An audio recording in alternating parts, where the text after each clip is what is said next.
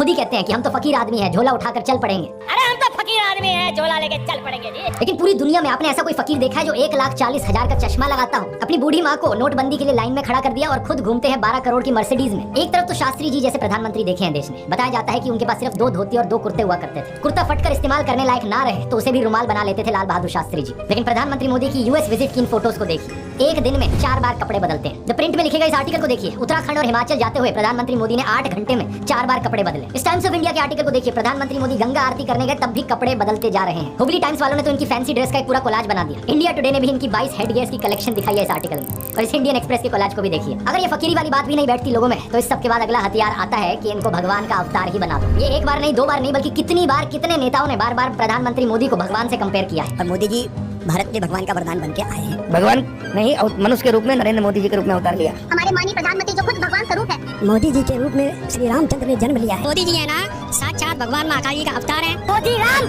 और अमित शाह कृष्ण। कुछ लोग तो मंदिर भी बनाने लगे। पुणे में एक बीजेपी वर्कर ने नरेंद्र मोदी के लिए मंदिर बना दिया, गुजरात में इनका एक मंदिर बना, तमिलनाडु में इनके लिए एक मंदिर बना। क्या मजाक चल रहा है। ये इकलौते नेता नहीं है जिन्हें भगवान से कंपेयर किया जाता है। एक समय पर एडोल्फ हिटलर को भी जीसस से कंपेयर किया जाता था। राजनीति में हिटलर की एंट्री की तुलना की जाती थी जीसस के रेजरेक्शन से। लेकिन उस समय ये सवाल उठा कि ये बात जमेगी कैसे। जीसस तो शांति की मूर्त थे, सूली पर भी चढ़ाया गया उन्हें, तब भी उनके दिल में कोई नफरत नहीं थी। बोले कि हे भगवान उन्हें माफ करना। जबकि हिटलर तो नफरत का सौदागर था, तो कैसे जीसस का इस्तेमाल किया जाए नफरत फैलाने के लिए और हिटलर को उससे भी कंपेयर किया जाए। इसके लिए हिटलर और नाजी लोगों ने बाइबल को ही बदल डाला। मजाक नहीं कर रहा। ओल्ड टेस्टामेंट जो थी बाइबल की, उसे ही हटा दिया गया उनके समय। जीसस को इस तरीके से चित्रित किया गया कि वो ऐसा लगे कि वो यहूदियों के खिलाफ लड़ने वाले एक फाइटर हो। सिमिलरली बीजेपी के लोग बार बार नरेंद्र मोदी को भगवान का अवतार करके पुकारते हैं। लेकिन यहाँ भी दिक्कत वही आ जाती है कि नरेंद्र मोदी तो नफरत फैलाते हैं, लेकिन श्री राम की सूरत में दिखती है विनम्रता, सौम्यता, करुणा। राजा रवि वर्मा की आइकॉनिक पेंटिंग को देखिए, राम दरबार, जो कि हमारे देश के करोड़ों घरों में लगी हुई है। इस प्रॉब्लम का समाधान ढूंढने के लिए इनके लोगों ने राम की सूरत बदलनी शुरू कर दी। पिछले कुछ सालों में आपने देखा होगा ये एंग्री हनुमान और एंग्री राम की आइकॉनोग्राफी गाड़ियों के पीछे से लगाया जाता है, ये दर्शाने के लिए कि ये है असली में भगवान राम। चरित्र ही बदल दो भगवान का।